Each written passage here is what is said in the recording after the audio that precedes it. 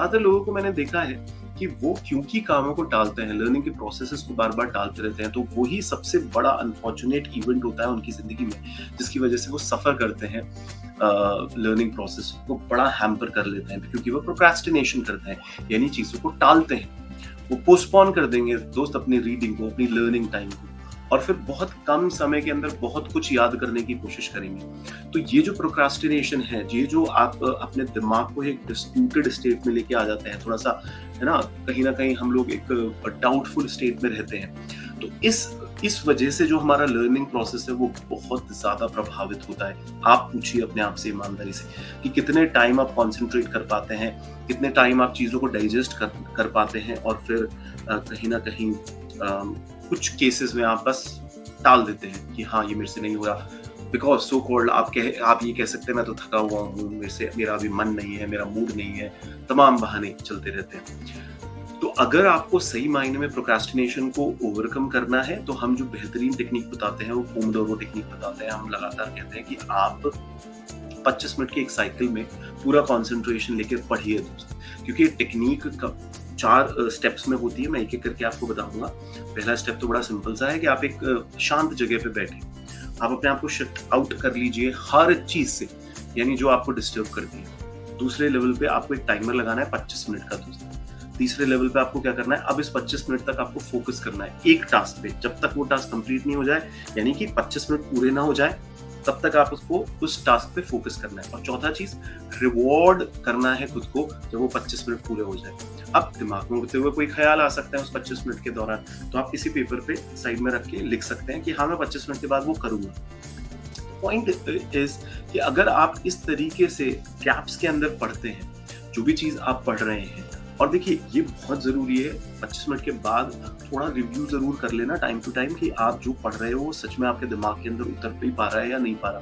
Because ज्यादातर हमने देखा है कि थॉट्स जो होते हैं उनमें कई बार न्यूरॉन्स के सिग्नल्स को हम लोग क्रॉस चेक नहीं करते हैं। बिकॉज देखिए ब्रेन में बिलियंस ऑफ न्यूरॉन्स होते हैं हमारे, और न्यूरॉन्स ही रिस्पॉन्सिबल होते हैं कि वो हमारे दिमाग के अंदर इन थॉट्स के बीच में कनेक्शन बनाते हैं। और अगर ये जो सिनेप्सिस है हमारे दिमाग में जो बन रहा है, ये जो फ्लैश की तरह हमारे न्यूरॉन्स इसके अंदर चलते रहते हैं लगातार बेसिस पे, तो वो कहीं ना कहीं स्ट्रेंथन्ड अगर नहीं हो रहा है, तो हो सकता है आप रिव्यू ना कर पाए, रिकॉल ना कर पाए।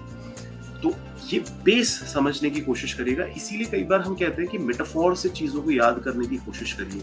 मेटाफोर क्या होता है? इफेक्टिव लर्निंग अगर किसी भी इंसान को करनी है तो वो मेटाफोर को यूज करे, जिसमें वो दो चीजों को कंपेयर करने की आदत डाले। यानी कि जैसे मैं ऐसे बोल सकता हूँ, तुम्हारी झील सी आंखें। अब आंखें और झील का कोई कनेक्शन तो नहीं है, तुम्हारी झील सी आंखों में डूबने का दिल करता है। अब ये क्या बात हुई? तो ये मेटाफोर है, आंखों को झील और डूबने, मतलब प्यार में गोता खाने, ये सब जो वर्ड्स होते हैं ये लिटरल टर्म्स पे तो कोई सेंसफुल नहीं होते हैं, पर कहीं ना कहीं जो कंपैरिजन होते हैं वो हमारे को याद रखने में मदद करते हैं। बिकॉज मेटाफोर से आपका ब्रेन आपको अलाउ करता है कि आप एक नई सिचुएशन को किसी गिवन सिचुएशन के साथ जोड़ते हैं, और जब आप ओल्ड सिचुएशन को नई सिचुएशन के साथ कनेक्ट करके देखते हैं तो उस सिचुएशन को आप ज्यादा बेहतर ढंग से याद रख पाते हैं लॉन्ग रन पे। हो सकता है हमें याद ना आए, पर कोई एक पर्टिकुलर आंख पर वो झील याद आ सकती है, उसमें गोता खाना याद आ सकता है। कहने का मतलब ये है, तो मेटाफोर्स बहुत अच्छे होते हैं अगर आप सही ढंग से इसको यूज करना जानते हैं तो। और ज्यादातर लोगों को देखा गया है कि वो जैसे ही इसको सीख लेते हैं, इस कला को, तो उनका जो प्रोसेसिंग होती है लर्निंग की बहुत स्ट्रांग हो जाती है। चीजें वो सोच के भी नहीं भूल पाते, मतलब कहते हैं ना कि हम भूलना भी चाहें तो भी ना भूल पाए अगर हम मेटाफोर्स के साथ चीजों को याद रखना सीखते हैं। तो ज्यादातर देखा गया है कि 80% से ज्यादा, एक रिसर्च बताती है, किताबों की बता रहा हूँ, 80% से ज्यादा लोग प्रोक्रास्टिनेट करते हैं पढ़ाई को, जो बहुत ही दुख की बात है। तो देखिए लर्निंग एक प्रोसेस है जो रिक्वायर, जो मांगता है कि आप चीजों को कहते हैं ना एक स्क्रैच से बहुत जल्दी जल्दी पढ़ने की आदत डालिए। बिकॉज होता क्या है कि एक इंसान कभी भी नहीं पढ़ पाता, ये उसके दिमाग में एक फितूर होता है। यानी कि लर्निंग प्रोसेस आदि ऐसे तो नहीं है ना कि मैं कभी भी किसी भी वक्त पढ़ना चालू कर दूं। यही गलत सोच है आपके दिमाग में। ऐसा ही है कि आप कभी भी पढ़ सकते हैं, जब आप विलिंग हो, जब आप थोड़े कमिटेड हो जाएँ, आप एक नया सब्जेक्ट उठाएँ, आपके अंदर कन्विक्शन होना चाहिए, डिटर्मिनेशन होना चाहिए और बस चालू हो जाए।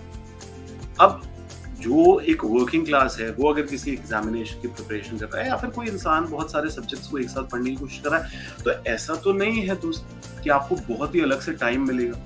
आपको अपने अंदर अपने आप को इस तरीके से बिल्डअप करना होगा कि चाहे कितनी भी अनकंफर्टेबल सिचुएशन आए, मैं टास्क को अवॉइड नहीं करूँगा और मैं अपने दिमाग को रिफ्रेम करता रहूँगा, जिससे ये जो पर्टिकुलर चीज़ है जो मुझे याद रखनी है, मैं थोड़ा भी समय मिले तो मैं उसको फोकस करूँ।